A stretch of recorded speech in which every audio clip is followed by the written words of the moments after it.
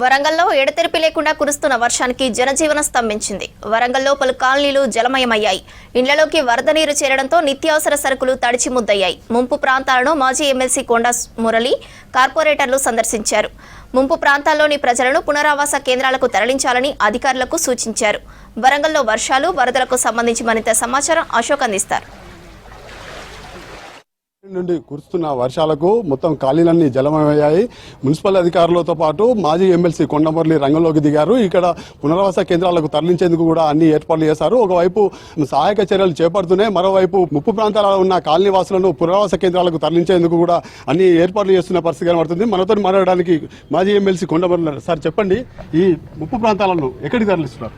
ఈరోజు ఎక్కడైతే ఈ దగ్గర కమ్యూనిటీ హాల్ ఉన్నాయో, మనం ఇక్కడ గవర్నమెంట్ స్కూళ్ళు, కమ్యూనిటీ సెంటర్లు ఉన్నాయి, అందులో ఫంక్షన్ హాల్లు ఉన్నాయి, అందులో తరలిస్తాం, మంచి ఫుడ్ కూడా పెడతాం.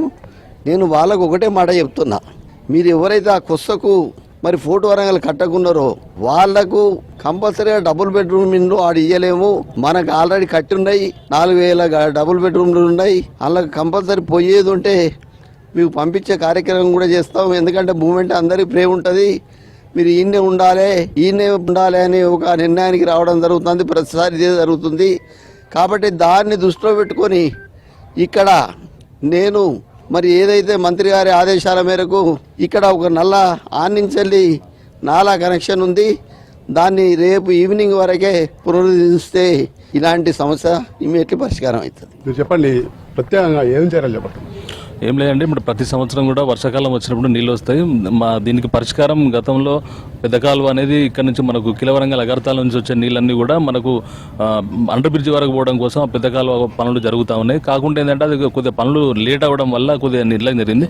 ఏది ఏమున్నా కూడా ఇంకొక నెల 15 రోజులు అది కంప్లీట్ అయితే మాత్రం శివనగర్కు మైసనగర్కు శాశ్వత పరిష్కారం జరుగుతుంది. ప్రతి సంవత్సరం జరుగుతుంది. మీ అనుభవ రీత్యా ముందస్తు చర్యలు చేపట్టకపోవడం, ఈ కాలనీ వాదన నీళ్ళు వస్తాయని తెలుసు, అయినప్పటికీ కూడా ముందస్తు చర్యలు చేపట్టకపోవడం కారణాలు ఏమంటే? లేదంటే ముందస్తు చర్య గతంలో సార్ ఉన్నప్పుడు 2016లో కిలవరంగల్ అగర్తాల చెరువుకు దానికి కాలువ కట్టి దానికి కల్వట్టు కూడా వేయడం జరిగింది. ఆ నీళ్లను కంట్రోల్ చేస్తేనే ఇవాళ శివనగర్ కానీ మైసనగర్ కానీ కొద్దిగా కంట్రోల్గా ఉన్నది.